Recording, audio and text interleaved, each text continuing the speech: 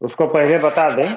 20वीं सदी के हम लोग जानते हैं कि नावल निगारी की इब्तिदा जो है, मैंने पहले एक मरतबा ये याद दहानी फिर में करवा दूं कि तरक्की पथम तहरीक के दरमियान में इसकी शुरुआत हुई। तो 20वीं सदी के आगाज के साथ ही उर्दू अदब के उफक पर सबसे पहला जो नाम आया या सबसे मशहूर जो नाम आया, उनका नाम कलम के सिपाही के नाम से लोग जानने लगे, जिसे हम प्रेमचंद कहते हैं। दुनिया असली नाम उनका धनपत राय था। 20वीं सदी का आगाज में उर्दू के सबसे, अभी एगो आप लोग का एगो पुरमलाल ये कह दूं कि बहुत ही उर्दू अदब के लिए बहुत ही ये दुख की बात है कि उर्दू के सबसे बड़े शायर मुनव्वर राना, उनका इंतकाल हो गया। तो अभी उर्दू अदब बहुत शौक में है, क्योंकि उर्दू के बहुत बड़े शायर राहत इंदौरी और मुनव्वर राना रहे हैं। तो अभी अभी हम नेट खोले तो उसके बारे में भी हमको अभी पता चला, हम ध्यान ही नहीं दी यहाँ सुबह से। सर वो तो रात में ही मतलब ही हुआ। हाँ, तो मैसेज सुबह से ही आ रहा है, लेकिन अस्सलाम वालेकुम। हम बोले ना, जब देखे, वालेकुम अस्सलाम। वालेकुम सलाम, जब देखे ही नहीं तो। और हालांकि इसके बारे में अब ताजियाती प्रोग्राम वगैरह भी करना होगा, देखते हैं कब करते हैं। तो प्रेमचंद के बारे में हम लोग जानते हैं कि उर्दू के 20वीं सदी का आगाज में ये बहुत उर्दू अदब के बहुत नामवर और नमूदार उर्दू अदब में इनकी शमूलियत हुई। 31 जुलाई 1880 को उत्तर प्रदेश के जिला बनारस में पैदा हुए थे। गांव का नाम लम्ही था। बचपन का नाम धनपत राय, लेकिन घर के लोग उन्हें नवाब राय के नाम से पुकारते थे। उन्होंने धनपत राय और नवाब राय के नाम से भी लिखा, लेकिन आगे चल करके उनके एक बहुत मशहूर दोस्त थे और जो प्रेस चलाते थे, हंस वगैरह, उन लोग उनसे रिसाले निकालते थे, हंस प्रेस था उनका। तो उनका नाम था दया नारायण निगम। उन्होंने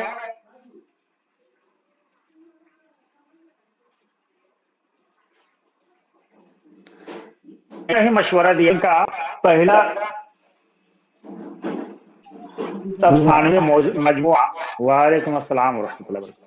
अंग्रेजों ने जब सोजे वतन इनका जब्त कर लिया और उसको जला दिया और इस पर जुर्माना भी लगा, तब वो चूंकि ये लिखते बहुत माने इनकलाबी अंदाज में लिखा करते थे उस जमाने में, शाहूदार और अंग्रेजों के खिलाफ, और हिंदुस्तान की आजादी में इनका बहुत बड़ा हाथ रहा है। तो दया नारायण नगम ने ही उनसे कहा था कि आप वो लिखना बंद मत कीजिए, लेकिन प्रेमचंद के नाम से नहीं, धनपत राय के नाम से नहीं, बल्कि आप प्रेम के नाम से लिखिए, क्योंकि आपको अब लोग जानने लगे हैं, समझे। तब उन्होंने अपना नाम तब्दील किया था। तो ये क्वेश्चन पूछता है कि प्रेमचंद ने अपना नाम किसके कहने पर बदला था, या प्रेमचंद का असली नाम क्या है, ये क्वेश्चन पूछा गया है। सर एक बार फिर से इम्पोर्टेंट रिपीट कीजिए, क्वेश्चन। किनके कहने पर उन्होंने नाम चेंज किया था? दया नारायण निगम। Okay sir. दया नारायण निगम उनके दोस्त थे, उनके कहने पर ही उन्होंने अपना नाम बदल दिया था। उनका पहला नावल इसरार मुआबिद है। चूंकि इन्होंने धर्म के गोरख धंधे को बहुत करीब से देखा था, और ये इसरार मुआबिद जो पहला नावल है, उन्होंने इसी धर्म से रिलेटेड ही, मजहब से रिलेटेड ही, मजहबी अकायद से रिलेटेड ही बातें उन्होंने लिखी है। और अफसानों का पहला मजमुआ जो इनका था, सोजे वतन, जो, और इनकी इंतकाल जो है 1936 ईस्वी में हुई। ये क्वेश्चन एगो आता है कि प्रेमचंद के पहले अफसाने का नाम क्या है, ये भी एक क्वेश्चन पूछ देता है ना। बड़े घर की बेटी इनका मशहूर अफसाना है, और हम है कि आप में से ज्यादातर पढ़े भी होंगे। प्रेमचंद अपने जमाने के सियासी, समाजी, माशराती हालात से बहुत अच्छी तरह से वाकिफ थे। उस जमाने में सियासत कैसे हो रही थी, समाज का हालत कैसे था, और माशरे की हालत क्या थी, इन सब से उनकी वाकफियत रही है। और जाती तौर पर वो गांव की जिंदगी से वाबस्ता थे, क्योंकि उनके वालिद साहब एक पोस्ट ऑफिस के मुलाजिम रहे हैं। तो बनारस के अक्सर गांवों में उनका आना जाना होता रहा है, और वो अपने वालिद साहब के साथ गए हैं।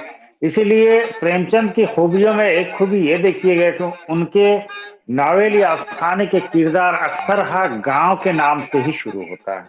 देखिएगा, धनिया, झुनिया, गोबर, मदन, इस तरह का उनका कैरेक्टर ज्यादा रहते हैं, क्योंकि वो गांव को ही अपने नावल में शामिल किया। और यही प्रेमचंद है जिन्होंने ये ग्रामीण मतलब आम इंसान के मोहब्बत को सबसे ज्यादा उजागर किया है। इससे कबल लोग जब भी नावल, अफसाने, ड्रामा कुछ भी लिखते थे तो उसमें रियासत के वज़रा के या वक्त के हाकिम, वक्त के बादशाह, बादशाह के बेटे बेटी, इस सब के बारे में ही इश्क मोहब्बत की बातें ज्यादा बयान हुई है, ज्यादातर दास्तानों में और पहले के नावलों में। लेकिन इन्होंने आम जिंदगी को अपने कलम के नोक पर लाया, और आम इंसान की जिंदगी को इन्होंने उभारा, और खास करके ग्रामीण क्षेत्र के गांव के माहौल को इन्होंने बहुत बड़ी करीब से देखा और अपने नावल में मौजू बनाया। इससे भी एक क्वेश्चन बनता है कि प्रेमचंद के नावल निगारी या अफसाना निगारी का खास मौजू क्या होता है।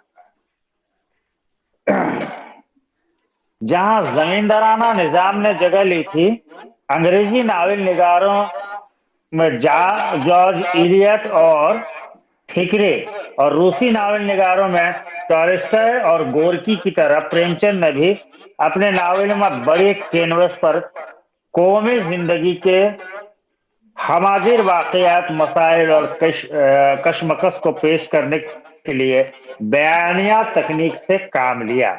याद रखिएगा किनके साथ इनकी मुशाबहत की गई है, ये पॉइंट आउट करके लिख लिए, राइट डाउन कर लीजिए। अंग्रेजी के मशहूर नावल निगार रहे हैं जॉर्ज इलियट और ठेकरे।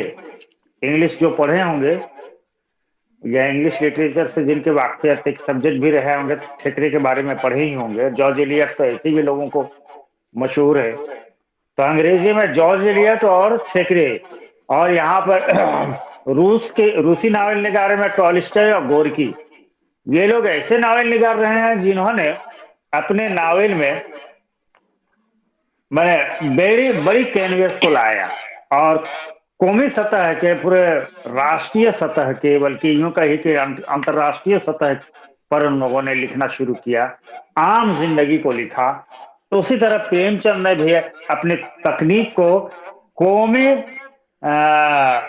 मसाइल, हमागिर वाकयात जो हम हर वक्त हो रहे थे, हमागिर मतलब हर वक्त होने वाले जो वाकयात हो रहे थे, उसकी कशमकश जो हो रही थी, उसको पेश करने की कोशिश की, और बयानिया तकनीक में किया, बयान करने की तकनीक में। नावल की तकनीक पर उनकी हाकिमाना कुदरत का सबसे मुकम्मल नमूना हम लोग देख सकते हैं गोदान में।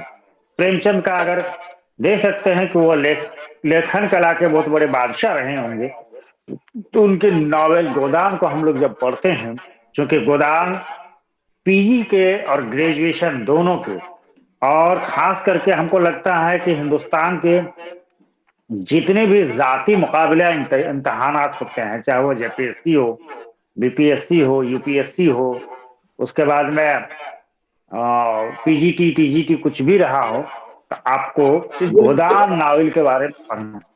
हाँ, सीजीएल ने पूछा, सीजीएल ने। हाँ, तो नावल जो गोदान अक्सर